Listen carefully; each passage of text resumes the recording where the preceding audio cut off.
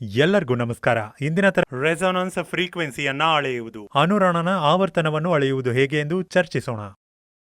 ಉದ್ದೇಶ: ಈ ವಿಡಿಯೋದ ಕೊನೆಯಲ್ಲಿ ನೀವು ಸರಣಿಯಲ್ಲಿ ರೆಸಿಸ್ಟರ್, ಇಂಡಕ್ಟರ್ ಮತ್ತು ಕೆಪಾಸಿಟರ್ ಅನ್ನು ಸಂಪರ್ಕಿಸಬಹುದು. ಎಸಿ ಸರಣಿಯ ಸರ್ಕ್ಯೂಟ್ನಲ್ಲಿ ಅನುರಣನ ಆವರ್ತನವನ್ನು ಅಳೆಯಬಹುದು. ಮೊದಲಿಗೆ ರೆಸೊನೆನ್ಸ್ ಫ್ರೀಕ್ವೆನ್ಸಿಯನ್ನು ಅಳೆಯಬಹುದು. ಮೊದಲಿಗೆ ರೆಸೊನೆನ್ಸ್ ಫ್ರೀಕ್ವೆನ್ಸಿಯ ಬಗ್ಗೆ ನೋಡೋಣ. ಎಸಿ ಸರ್ಕ್ಯೂಟ್ನ ಆವರ್ತನ ಸರ್ಕ್ಯೂಟ್ ಇಂಡಕ್ಟರ್ ಮತ್ತು ಕೆಪಾಸಿಟರ್ ಅನ್ನು ಒಳಗೊಂಡಿದೆ. ರೆಸೊನೆನ್ಸ್ ಫ್ರೀಕ್ವೆನ್ಸಿಯನ್ನ F1 ನಿಂದ ಸೂಚಿಸಲಾಗುತ್ತದೆ.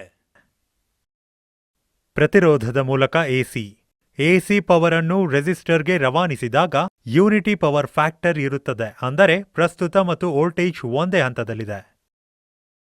ಇಂಡಕ್ಟರ್ ಮೂಲಕ ಎಸಿ ಪವರ್ ಅನ್ನು ರೆಸಿಸ್ಟರ್ಗೆ ರವಾನಿಸಿದಾಗ ಯೂನಿಟ್ ಪವರ್ ಫ್ಯಾಕ್ಟರ್ ಇರುತ್ತದೆ, ಅಂದರೆ ಪ್ರಸ್ತುತ ಮತ್ತು ವೋಲ್ಟೇಜ್ ಒಂದೇ ಹಂತದಲ್ಲಿರುತ್ತದೆ. ಇದನ್ನೇ ನಾವು ಇಂಡಕ್ಟಿವ್ ರಿಯಾಕ್ಟನ್ಸ್ XL ಎಂದು ಕರೆಯುತ್ತೇವೆ. ಇಂಡಕ್ಟಿವ್ ರಿಯಾಕ್ಟನ್ಸ್ XL = 2πfL ಮೂಲಕ ಕಂಡುಹಿಡಿಯಬಹುದು. ಕೆಪಾಸಿಟರ್ ಮೂಲಕ ಎಸಿ ಪವರ್ ಅನ್ನು ಕೆಪಾಸಿಟರ್ಗೆ ರವಾನಿಸಿದಾಗ ಪ್ರಮುಖ ವಿದ್ಯುತ್ ಅಂಶವು ಸಂಭವಿಸುತ್ತದೆ. ಇದರರ್ಥ ಪ್ರಸ್ತುತವು ವೋಲ್ಟೇಜ್ ಅನ್ನು ಕೊಸೈನ್ ಕೋನದಿಂದ ಬಿಡುತ್ತದೆ ಮತ್ತು ಇದನ್ನು ನಾವು ಕೆಪಾಸಿಟಿವ್ ಇಂಡಕ್ಷನ್ XC ಎಂದು ಕರೆಯುತ್ತೇವೆ. XC = 1 resonance frequency. ರೆಸೊನೆನ್ಸ್ ಫ್ರೀಕ್ವೆನ್ಸಿಯು ಅನುರಣನ ಆವರ್ತನವು ಕೆಪಾಸಿಟಿವ್ ಪ್ರತಿಕ್ರಿಯಾತ್ಮಕತೆಯು ಅನುಗಮನದ ಪ್ರತಿಕ್ರಿಯಾತ್ಮಕತೆಗೆ ಸಮಾನವಾದಾಗ ಸಂಭವಿಸುತ್ತದೆ. XC = XL. ಅನುರಣನದಲ್ಲಿ ನಿವ್ವಳ ಪ್ರತಿಕ್ರಿಯಾತ್ಮಕತೆ ಶೂನ್ಯವಾಗುತ್ತದೆ, ಅಂದರೆ ಪ್ರತಿರೋಧ ಸರ್ಕ್ಯೂಟ್ Z ಸಂಪೂರ್ಣವಾಗಿ ಪ್ರತಿರೋಧಕವಾಗಿದೆ. Z = R. ಇಲ್ಲಿ R ಎಂಬುದು ಪ್ರತಿರೋಧ. ಅನುರಣನ ಆವರ್ತನವನ್ನು ಲೆಕ್ಕಾಚಾರ ಮಾಡುವ ಸೂತ್ರವು Fres = 1π 2π LC. L ಎಂಬುದು ಇಂಡಕ್ಟನ್ಸ್ ಮತ್ತು C ಧಾರಣವಾಗಿದೆ. ಪರಿಣಾಮಗಳು: ಅನುರಣನದಲ್ಲಿ ಸರ್ಕ್ಯೂಟ್ ಕನಿಷ್ಠ ಪ್ರತಿರೋಧದ ಸ್ಥಿತಿಯಲ್ಲಿದೆ. ನಿರ್ದಿಷ್ಟ ಅನ್ವಯಿಕ ವೋಲ್ಟೇಜ್ಗೆ ಗರಿಷ್ಠ ಪ್ರವಾಹವನ್ನು ಹರಿಯುವಂತೆ ಮಾಡುತ್ತದೆ. ನಿರ್ದಿಷ್ಟ ಆವರ್ತನಗಳನ್ನು ರವಾನಿಸಲು ಅಥವಾ ನಿರ್ಬಂಧಿಸಲು ಫಿಲ್ಟರ್ ಸರ್ಕ್ಯೂಟ್ಗಳಲ್ಲಿ ಅನುರಣನವನ್ನು ಬಳಸಲಾಗುತ್ತದೆ.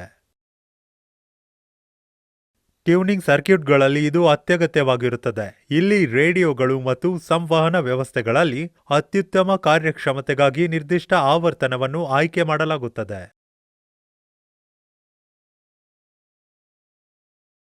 ಇಂಡಕ್ಟರ್ ಮತ್ತು ಕೆಪಾಸಿಟನ್ಸ್ ಅನ್ನು ಸರಣಿಯಲ್ಲಿ ಸಂಪರ್ಕಿಸಲಾಗಿದೆ.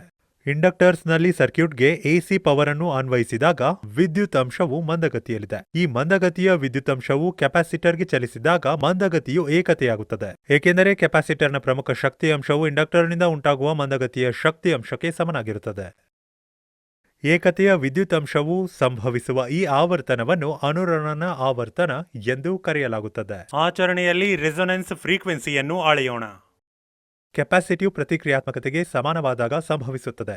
XL = XC ಅಥವಾ Z = R. ಆಚರಣೆಯಲ್ಲಿ ಅನುರಣನ ಆವರ್ತನವನ್ನು ಅಳೆಯೋಣ. ರೆಸಿಸ್ಟರ್, ಇಂಡಕ್ಟರ್ ಮತ್ತು ಕೆಪಾಸಿಟರ್ಗಳ ಮೌಲ್ಯಗಳು ಕ್ರಮವಾಗಿ 100 ಓಮ್ಗಳು, 40 ಮಿಲಿಹೆನ್ರಿ ಮತ್ತು 0.1 ಮೈಕ್ರೋಫ್ಯಾರಡ್ ಆಗಿರಲಿ. Function generator, resistor, inducer, capacitor, moving iron. 0 ದಿಂದ 50 ಮಿಲಿಆಂಪ್ಸ್ಗಳವರೆಗಿನ ಚಲಿಸುವ ಕಬ್ಬಿಣದ ಆಂಬಿಟರ್ ಮತ್ತು LED ಎಲ್ಲಾ ಸರಣಿಯೊಂದಿಗೆ ಸರ್ಕ್ಯೂಟ್ ಅನ್ನು ಸಂಪರ್ಕಿಸಿ. ಫಂಕ್ಷನ್ ಜನರೇಟರ್ ಅನ್ನು ಆನ್ ಮಾಡಿ ಮತ್ತು ವೋಲ್ಟೇಜ್ ಮಟ್ಟವನ್ನು 10 ವೋಲ್ಟ್ಗಳಲ್ಲಿ ಹೊಂದಿಸಿ. ಸಿಗ್ನಲ್ ಅನ್ನು ಸೈನ್ ತರಂಗ ರೂಪಕ್ಕೆ ಹೊಂದಿಸಿ ಮತ್ತು ಆವರ್ತನವನ್ನು ಕ್ರಮೇಣ ಹೆಚ್ಚಿಸಿ. LED ಗ್ಲೋ ಆಗದಿರುವುದನ್ನು ನೀವು ನೋಡಬಹುದು ಅಥವಾ ಅದು ಮಿನುಗಬಹುದು. ಆವರ್ತನವನ್ನು ಹೆಚ್ಚಿಸುತ್ತಾ ಇರಿ ಮತ್ತು ನಿರ್ದಿಷ್ಟ ವ್ಯಾಪ್ತಿಯಲ್ಲಿ ನೀವು LED ಗ್ಲೋ ಅನ್ನು ನಿರಂತರವಾಗಿ ನೋಡಬಹುದು. LED ನಿರಂತರವಾಗಿ ಗ್ಲೋ ಮಾಡಲು ಪ್ರಾರಂಭಿಸುವ ಆವರ್ತನವನ್ನು ಗಮನಿಸಿ. ಅನುರಣನ ಆವರ್ತನ ಎಂದು ಸಹ ಕರೆಯಲಾಗುತ್ತದೆ, ಅದನ್ನು ಗಮನಿಸಿ. ಆಮ್ಮೀಟರ್ನಿಂದ ಪ್ರಸ್ತುತ ಮೌಲ್ಯವನ್ನು ಗಮನಿಸಿ. ವಿಭಿನ್ನ ಮೌಲ್ಯಗಳಿಗೆ ಪ್ರತಿರೋಧ, ಇಂಡಕ್ಟರ್ ಮತ್ತು ಕೆಪಾಸಿಟರ್ ಅನ್ನು ಬದಲಾಯಿಸಿ ಮತ್ತು ನಾವು ಚರ್ಚಿಸಿದಂತೆ ಕಾರ್ಯವಿಧಾನಗಳನ್ನು ಬಳಸಿಕೊಂಡು ಅನುರಣನ ಆವರ್ತನವನ್ನು ಅಳೆಯಿರಿ. ಸರ್ಕ್ಯೂಟ್ನಲ್ಲಿ ಅನುರಣನ ಪರಿಣಾಮವನ್ನು ನಾವು ಚರ್ಚಿಸೋಣ. ರೆಸೊನೆನ್ಸ್ ಫ್ರೀಕ್ವೆನ್ಸಿಯನ್ನು ಹೊಂದಿಸಿ ಮತ್ತು ಸರ್ಕ್ಯೂಟ್ ಇಂಡಕ್ಟರ್ ಮತ್ತು ಕೆಪಾಸಿಟರ್ ಅನ್ನು ಒಳಗೊಂಡಿದ್ದರೂ ಸಹ ಏಕತೆಯ ವಿದ್ಯುತ್ತಂಶದಲ್ಲಿ ಸರ್ಕ್ಯೂಟ್ ಕಾರ್ಯನಿರ್ವಹಿಸುತ್ತದೆ. ಇದು ಸರ್ಕ್ಯೂಟ್ನಲ್ಲಿ ಒಟ್ಟು ಪ್ರತಿಕ್ರಿಯಾತ್ಮಕತೆಯು ಅತ್ಯಲ್ಪವಾಗಿದೆ ಎಂದು ತೋರಿಸುತ್ತದೆ. ಆದ್ದರಿಂದ ಸರ್ಕ್ಯೂಟ್ನಲ್ಲಿ ಪ್ರತಿರೋಧವು ಕಡಿಮೆಯಾಗುತ್ತದೆ ಮತ್ತು ಪ್ರಸ್ತುತವು ಹೆಚ್ಚಾಗುತ್ತದೆ. ಸರ್ಕ್ಯೂಟ್ ರೇಖಾಚಿತ್ರದಲ್ಲಿ ತೋರಿಸಿರುವಂತೆ ಸರ್ಕ್ಯೂಟ್ನಾದ್ಯಂತ CRO ಕ್ಯಾಥೋಡ್ ರೇ ಆಸಿಲೋಸ್ಕೋಪ್ ಅನ್ನು ಸಂಪರ್ಕಿಸಿ. ರೆಸೊನೆನ್ಸ್ ಫ್ರೀಕ್ವೆನ್ಸಿಯನ್ನು ಅಳೆಯಲು ಸಾಧ್ಯವಾಗುತ್ತದೆ ಎಂದು ನಾನು ಭಾವಿಸುತ್ತೇನೆ. ಕಡಿಮೆ ಪ್ರತಿರೋಧ ಮತ್ತು ಹೆಚ್ಚಿನ ಪ್ರವಾಹದಿಂದ CROನಲ್ಲಿ ಯಾವುದೇ ಔಟ್ಪುಟ್ ಅಸ್ತಿತ್ವದಲ್ಲಿಲ್ಲ ಎಂದು ಖಚಿತಪಡಿಸಿಕೊಳ್ಳಿ.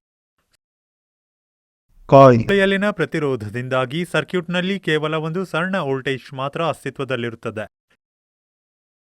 ಈ ವಿಡಿಯೋದಿಂದ ನೀವು AC ಸರಣಿಯ ಸರ್ಕ್ಯೂಟ್ನಲ್ಲಿ ಅನುರಣನ ಆವರ್ತನವನ್ನು ಅಳೆಯಲು ಸಾಧ್ಯವಾಗುತ್ತದೆ ಎಂದು ನಾನು ಭಾವಿಸುತ್ತೇನೆ. ವೀಕ್ಷಿಸಿದ್ದಕ್ಕೆ ಧನ್ಯವಾದಗಳು. ಶುಭ ದಿನ.